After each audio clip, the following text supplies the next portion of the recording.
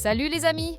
Bienvenue sur Footballogie, votre rendez-vous quotidien pour ne rien manquer de l'actualité football mondial. Aujourd'hui, retour sur une soirée européenne marquée par la désillusion du Barça face au PSG, les distinctions individuelles de Mbappé et Bellingham, les critiques en Espagne, les débuts ratés de Jonathan David à la Juventus, mais aussi des annonces fortes de la FIFA concernant la Coupe du Monde et le Mondial des clubs. Barça versus PSG. La colère des supporters, le FC Barcelone s'est incliné 2-1 à domicile face au PSG amoindri. Une défaite qui fait mal sur le terrain, mais aussi dans les tribunes, où les fans parisiens ont donné plus de voix que les 40 000 Catalans. Laporta est vivement critiqué. En zone mixte, le capitaine néerlandais Frenkie de Jong n'a pas masqué sa déception. Je suis très déçu. C'est une défaite qui fait mal. Prendre un but à la dernière minute à domicile. Ils étaient physiquement meilleurs en seconde période. Ça nous aide de voir où nous en sommes. On doit s'améliorer et on va le faire, a-t-il lancé, avant de poursuivre son intervention, très frustré. On a encaissé un but à la dernière minute du match et je crois que c'était la fin du match. Et perdre, et en plus, dans son propre stade, c'est forcément décevant. Mbappé, joueur de la semaine. Auteur d'un triplé avec le Real Madrid contre Kairat Almaty, Kylian Mbappé a été élu joueur de la semaine en Ligue des Champions, devançant Haaland, Højlund et Højgård. Le Barça est Yamal descendu par la presse les médias espagnols, notamment Mundo Deportivo et Sport, critiquent un Barça dominé par Paris. Du côté de Madrid, Marca et AS s'acharnent sur Lamine Yamal, jugé trop irrégulier et encore loin du niveau attendu pour une future star mondiale. Jude Bellingham, joueur anglais de l'année 2025. À 22 ans, le milieu du Real Madrid a été élu joueur anglais de l'année par les fans, malgré une saison sans titre. Avec 14 buts et 13 passes décisives en club, il confirme son statut de leader des Three Lions. Juventus, Jonathan David critiqué pour ses débuts. Arrivé cet été, Jonathan David vit des débuts compliqués. Titulaire face à Villarreal, il a manqué une énorme occasion et s'est fait lyncher par la presse italienne. Déjà en difficulté face à la concurrence de Vlahovic, il doit réagir rapidement.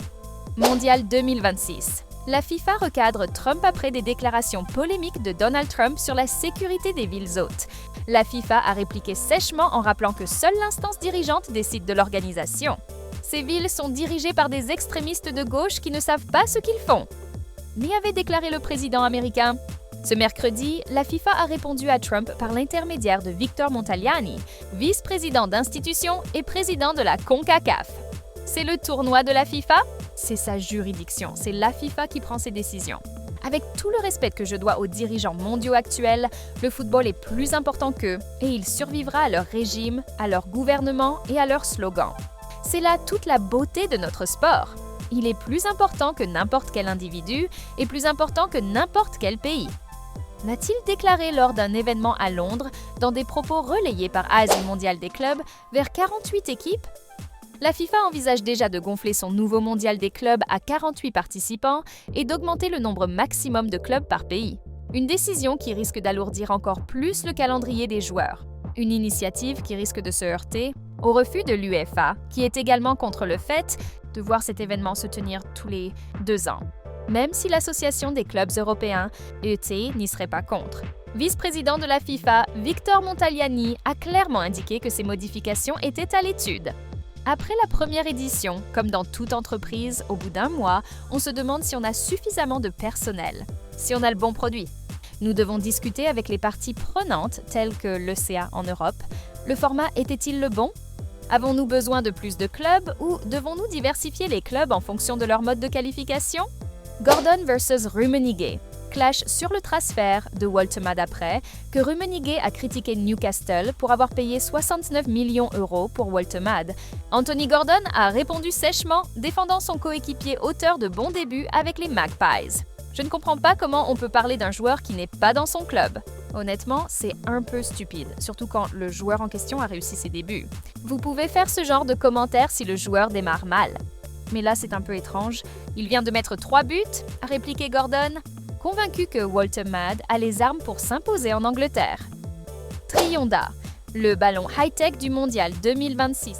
Adidas a dévoilé le Trionda, ballon officiel de la Coupe du Monde 2026, conçu en hommage aux 3 pays hôtes, le Canada, le Mexique et les États-Unis. Fabriquée avec une nouvelle construction à 4 panneaux pour des performances supérieures, la géométrie fluide du design reproduit les vagues représentées dans le nom officiel du ballon.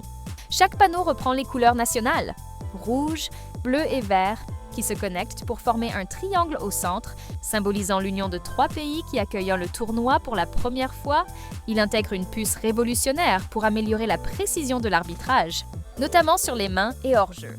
Entre la gifle subie par le Barça, le triplé de Mbappé, la reconnaissance pour Bellingham, les critiques sur Jonathan David et les annonces fortes de la FIFA, la planète football continue de vibrer.